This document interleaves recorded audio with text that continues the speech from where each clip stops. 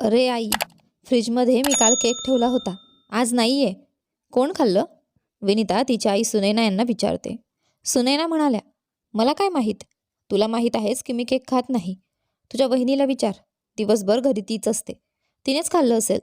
विनिता म्हणाली, दिवसभर घरी असते म्हणून काय, दिवसभर फक्त खाणार का ती?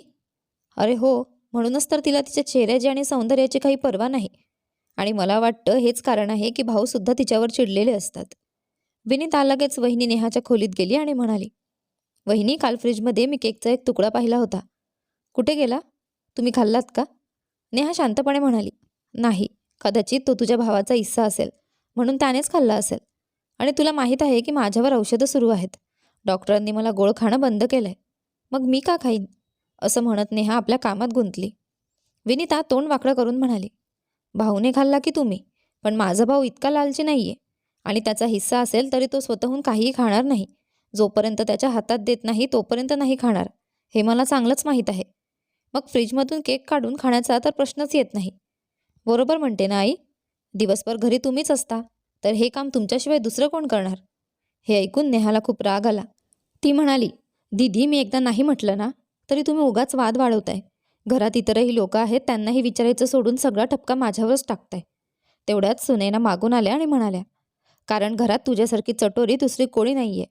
स्वतः इकडे तिकडे मांजरासारखी खायला शोधत फिरतेस आणि मग कधी माझ्या मुलावर तर कधी माझ्या मुलीवर आरोप करतेस.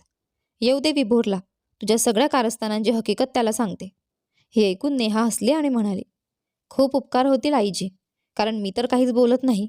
निदान तुम्ही तरी त्यांच्यासमोर खरी गोष्ट सांगा. पण लक्षात ठेवा, एकतर्फी सांगितलं तर दुसरी बाजू मला सांगावी लागेल. असं म्हणत नेहा तिथून निघून गेली. संध्याकाळी विभोर ऑफिसमधून परत आला, तेव्हा सुनैना आणि विनिताने त्याला चढवून सांगितले. विभोरने नेहाला बोलावून विचारलं, हा केकचा विषय काय आहे नेहा? नेहा म्हणाली, मला खरंच माहीत नाही, कारण मी गोड खातच नाही.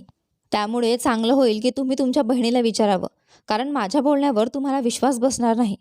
विनिता मध्येच म्हणाली, पाहिलं भाऊ, कशी बोलते आहे माझ्याशी. मला खूप मन होतं चॉकलेट केक खायचे, आणि हिने सगळा केक संपवला आणि कबूलही करत नाहीये. तेव्हाच विभोरला काहीतरी आठवलं. तो म्हणाला, नेहा, हा तोच चॉकलेट केक आहे का, जो 3 दिवसांपूर्वी माझा मित्र विनय घेऊन आला होता? नेहा म्हणाली, हो, त्याच केकचीच चर्चा सुरू आहे.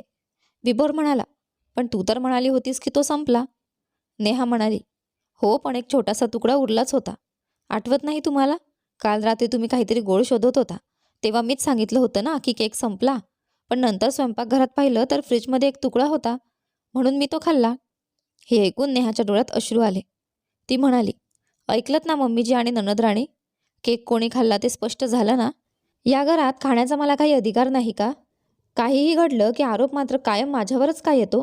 सुनैना म्हणाल्या, अगं काही नाही गं, विनिता अजून लहान आहे, तिच्या बोलण्याचं काही मनाला लावून घेतेस?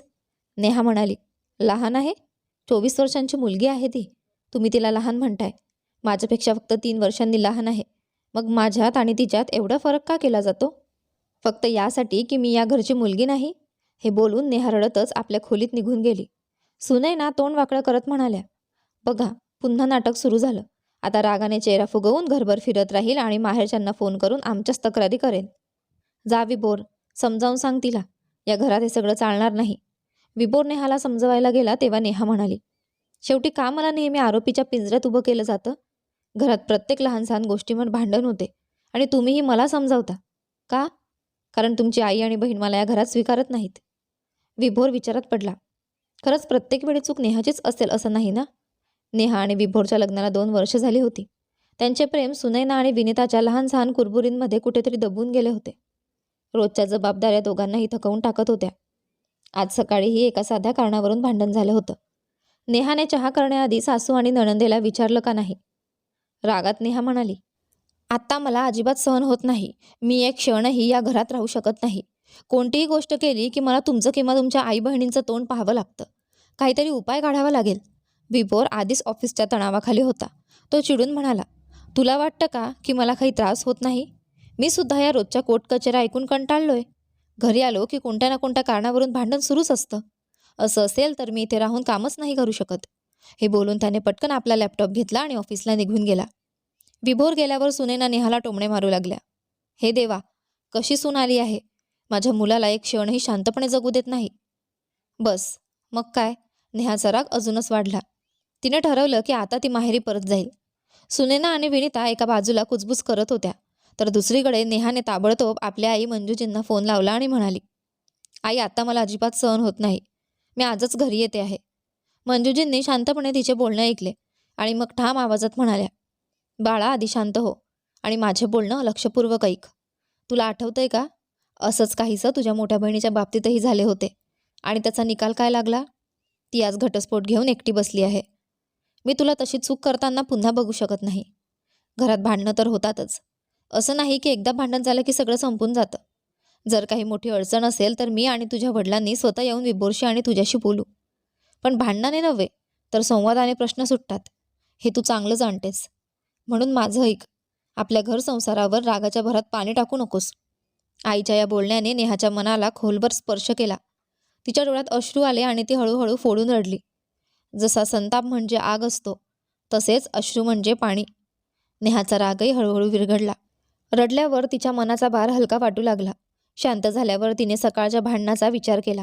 तिला जाणवलं की विभोर आधीच ऑफिसच्या तणावाखाली असतो आणि घरच्या छोट्या छोट्या गोष्टी त्याला आणखीनच त्रास देतात.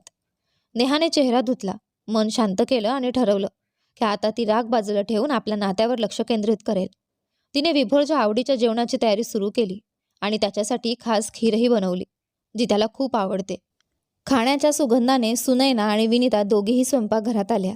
विनिता म्हणाली, वहिनी तू तांदळाची खीर का बनवलीस? तुला माहीत आहे ना मला साबुदाण्याची खीर आवडते. नेहा हसून म्हणाली, दीदी तुम्हाला जर साबुदाण्याची खीर हवी असेल तर तुम्ही स्वतः बनवू शकता. मी दूध फ्रीजमध्ये ठेवलं आहे. सुनैना म्हणाल्या, का गं सुनबाई, मग आमच्यासाठी काही केलं नाहीस? नेहा शांतपणे म्हणाली, नाही आईजी, जेवण सगळ्यांसाठीच बनवलंय, पण आजचं जेवण मी त्यांच्यासाठी खास केले आहे. आणि जर कोणाला स्वतःच्या आवडीचे काही बनवायचे असेल तर तो स्वतः करू शकतो. घराच्या जबाबदाऱ्या प्रत्येकाने वाटून घ्यायला हव्यात. मी आता छोट्या छोट्या गोष्टींनी विभोरला त्रास देणार नाही, कारण त्याला काही झालं तर सगळ्यात जास्त त्रास मलाच होईल. इतकं बोलून नेहा तिथून निघून गेली. तिने खोली आवरली आणि ठरवलं की संध्याकाळी विभोरची माफी मागायची.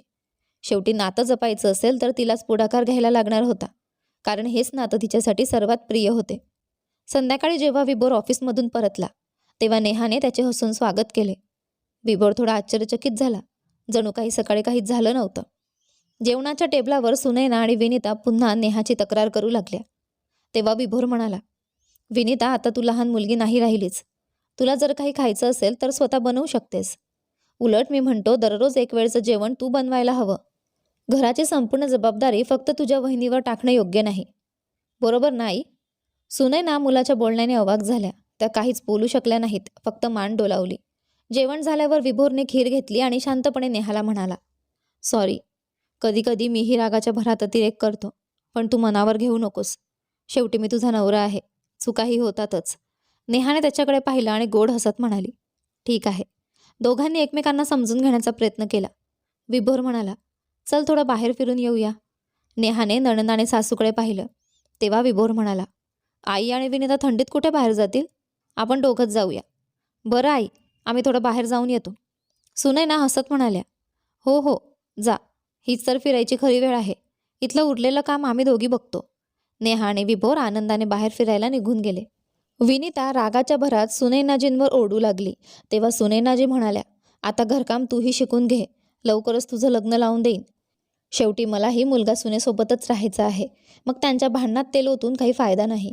त्याच रात्री जेव्हा विभोर आणि नेहा फिरायला गेले तेव्हा विभोरने तिचा हात हातात घेतला आणि म्हणाला, थँक्यू नेहा, मला समजून घेतल्याबद्दल. खरंच तू बरोबर म्हणतेस, पण तरीही कधी कधी मला आई आणि बहिणीची बाजू घ्यावी लागते. नाहीतर लोक काय म्हणतील. पण मी तुला वचन देतो, आजपासून मी कधीही तुझा अपमान कोणाच्याही समोर होऊ देणार नाही. नेहा हसून म्हणाली, तुम्ही माझ्यासाठी एवढा विचार करता हेच माझ्यासाठी खूप आहे. खरंच, आई म्हणते, भांडणाने नव्हे तर संवादाने प्रश्न सुटतात. विभोर म्हणाला, म्हणजे? तेव्हा नेहाने आईशी झालेल्या संपूर्ण संवादाबद्दल त्याला सांगितलं. दोघेही मनोमन नेहाच्या आईचे आभार मानत होते. आईच्या कठोर पण योग्य सल्ल्यामुळे नेहा योग्य मार्गावर आली होती. नाहीतर भावनिक आणि घाईघाईत घेतलेल्या निर्णयामुळे ती आपलं घर उद्ध्वस्त करून टाकले असते. विभोर म्हणाला, जर प्रत्येक आईवडील आपल्या विवाहित मुलींना योग्य सल्ला देत राहिले आणि त्यांच्या प्रत्येक चुकीच्या गोष्टीचे समर्थन केले नाही तर अनेक नाती तुटण्यापासून वाचू शकतात. आईच्या या उपकारांचे आपण आयुष्यभर ऋणी राहू. त्या रात्री दोघांनी एकमेकांसमोर वचन दिलं, पुढे काही झालं तरी पहिल्यांदा आपण एकमेकांशी बोलू.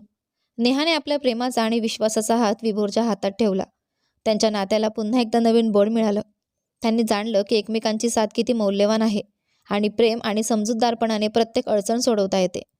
मित्रांनो, तुम्हाला ही कथा कशी वाटली हे आम्हाला खाली कमेंट करून नक्की कळवा आणि अशाच आणखी उत्तम व्हिडिओसाठी आमच्या चॅनलला सबस्क्राईब करायला विसरू नका. धन्यवाद.